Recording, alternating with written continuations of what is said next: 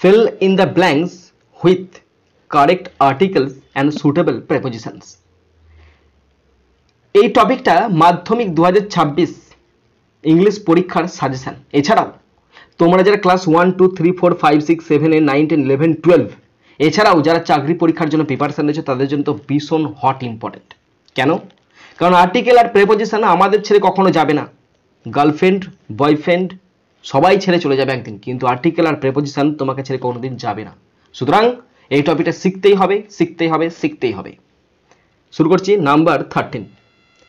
The body of a woman, একটা মহিলার body body মানে মৃতদেহ, ওয়াজ ফাউন্ড খুঁজে পাওয়া গেছে ড্যাশ ময়দান। এখানে আমি অ্যাট ময়দান বসাচ্ছি। কেন? নির্দিষ্ট স্পেসিফিক স্থান উল্লেখ করছে, নির্দিষ্ট একটা জায়গার উল্লেখ করছে। কোন জায়গাটা? ময়দান। এটা নির্দিষ্ট জায়গা, তাই এখানে বসালাম অ্যাট।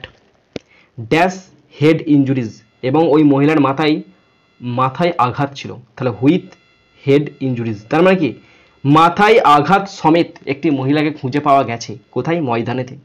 অ্যান্ড স্টোন, আর একটি পাথর, লাইং পড়েছিল ড্যাশ হার, নিয়ার হার বা বাই হার তার পাশে, বা বিসাইড হার তার পাশে। দেখো কতগুলো প্রেপোজিশন বললাম।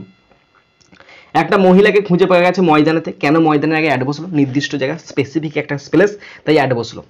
আর হুইথ কেন বসলো? তার হেড ইঞ্জুরিজ, ওই মহিলাটা পাওয়া গেছে মহিলাটার মাথাটা থেতলে দিয়েছে ডাকাতেরা, তাহলে with head injuries.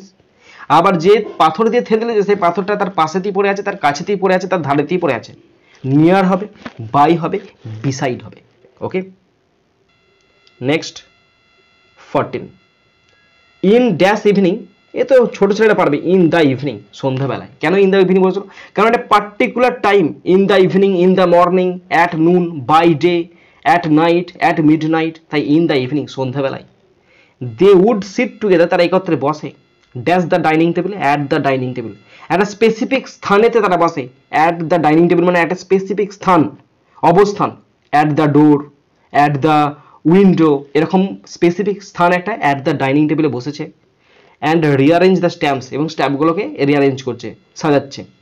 He had, তার ছিল dash album for each country, প্রত্যেকটা দেশের একটা ছবি ছিল।